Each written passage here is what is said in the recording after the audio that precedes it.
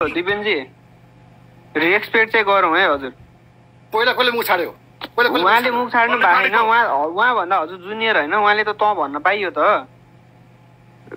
हजुरको कुरा के हो त्यो सर्ट आउट गर्नु न, सकिहाल्यो त कुरा। यहाँ आउनु भएको छ, तपाईँ आइहाल्नु भयो यत्रो बोले। दिपेन दाई सुन्नु होइन होइन दिपेन भाइ, अब यस्तो हो ठिकै छ।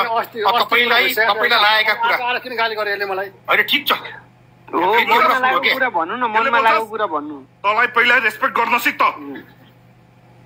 त्यही त आफूभन्दा ठुलोलाई रेस्पेक्ट चाहिँ गर्न सिक्नु पर्यो के। पहिला कसरी कुरा गरिरहेको छ त्यो सिक पहिला, अनि मात्र कुरा आउँछ। रेस्पेक्ट त आफै गर्न सिक्नुपर्छ। पहिला भनिरहेको छु तँलाई दिपेन को त पहिला म तेरो दाईको उमेरको दाई भन् र राम्ररी कुरा गर। तँलाई मैले राम्ररी कुरा गरिरहेको छु अहिले पनि।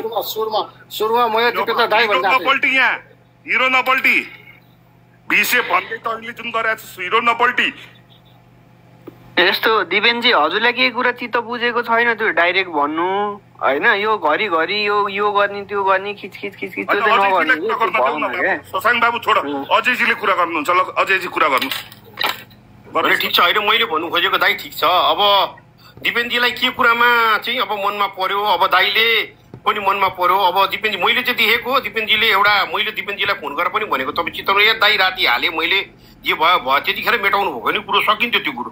अब कसैको व्यक्तिगत कुरालाई लिएर आफू नाङ्गो झार भएपछि चाहिँ बजारै बढ्नै नहुने भनेर दिपेनजीले लेख्नुभयो है।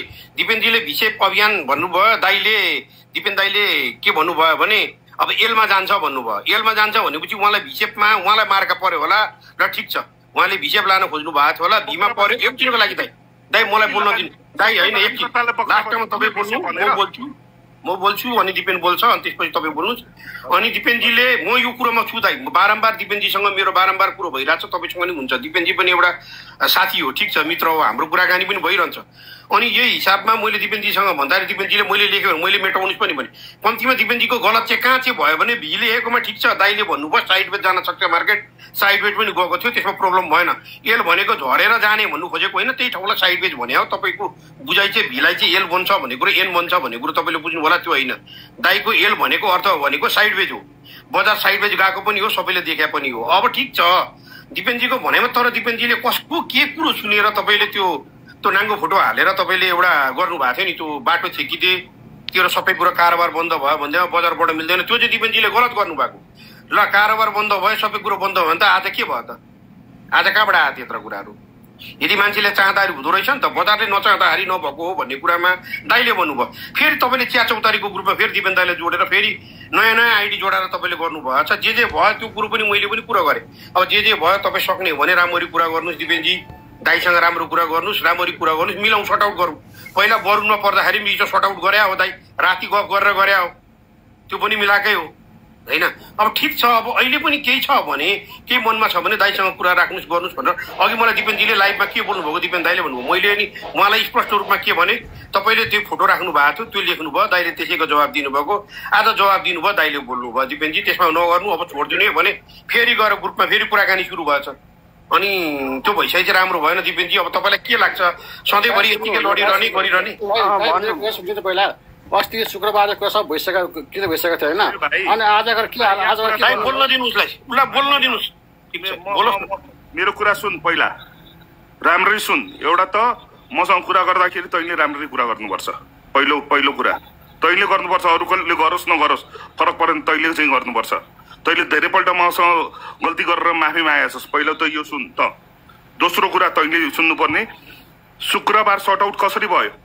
तैँले माफी मागिस्, दुईटा ब्रोकरले माफी माग्यो तेरो लागि, मैले छोडिदिएँ, राति सर्ट आउट गरेँ।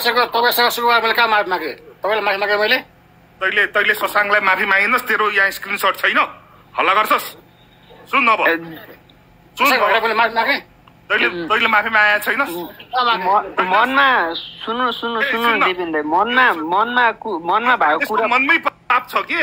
अनि के हुन्छ यसको यस्तै हुन्छ, यसको अवस्था यस्तै हुन्छ, यो पापी छ कि अरू के होइन। मेरो कुरा सुन, अब म सुनाउँछु। तपाईँले पाप गर्नु भएन। यो तिम्रो कसै अरूले लेख्या होला है, दाई सरी, मैले कुनै फेक आइडी खोलेर हजुरको विरुद्ध बोलेको छैन दाई। सरी भनेको माफी होइन, अरू के होला हो, मलाई आउँदैन यार। मलाई न त मैले गरेँ, यो मेसेज मैले गरेँ। यो नम्बर तिम्रो होइन 9843610013 तेरो होइन? यो मैले मेसेज कहाँ गरेँ? मैले गरेँ।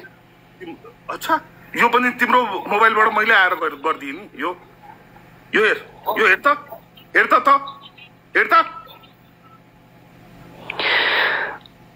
होइन यस्तो अलिकति लेभलमा बसेर काम गर है। हिरो पल्टेर होइन, फेरि भनिरहेको छु, यहाँ अहिले सामाजिक सञ्जालमा आएर कुरा गरेर आएछस् नि, सबै कुरा यहाँ सबै कुरा ट्रान्सपेरेन्ट छ। थुप्रै आए, थुप्रै गए, दिपेन्द्र यही छ, यही रहन्छ। फेरि मैले तँलाई एउटा कुरा भन्छु, गल्ती गरेछस् राम्ररी बस, माफी माग, आफ्नो साइड लाग, मसँग लाग्ने होइन तैँले। तपाईले मेरो बारेमा नबोल्नु, तपाईले मेरो बारेमा नबोल्नु। मैले तेरो बारेमा बोलेका छैन, कसैको भाषा मागेको छैन।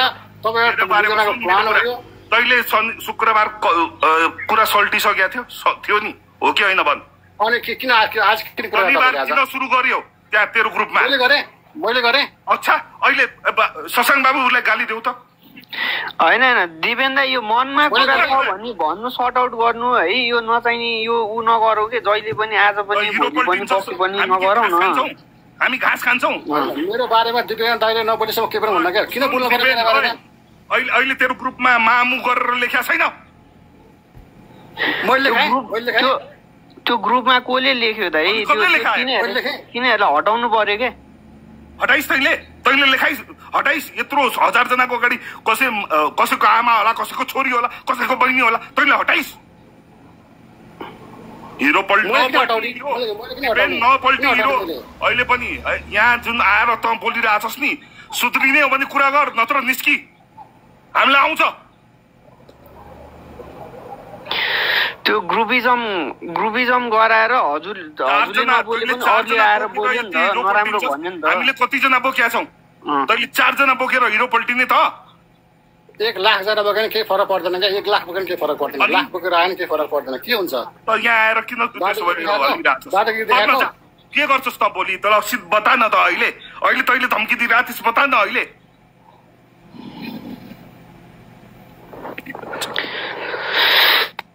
तपाईको ग्रुपमा आएर बोलाछु, तेरो ग्रुपमा के बोलिरहेछस्? तेरो ग्रुप जस्तो गएर गाली गर्ने हो हामीले?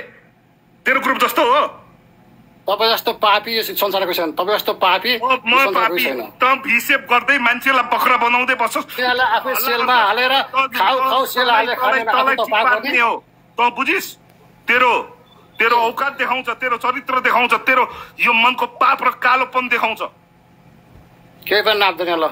त के ख्यास दिनस्? के गर्न सक्छस्? गर्न आइज न, आइज। पहिले पनि गर्न सक्छस् नि, आइज न, गर्न सक्छस् नि त। त जन्मेछस् नि, बाहुबलीको छोरा छस् नि, आइज न, गर्न, गरेर देखा न। त गर्छस् नि त। तैँले तेरोमा त छैन नि घमण्ड, मेरोमा त छ नि। त गरेर देखा न, उखाडेर देखा न, झाँटको बाल उखाडेर देखा न एउटा, गर्न आइज न।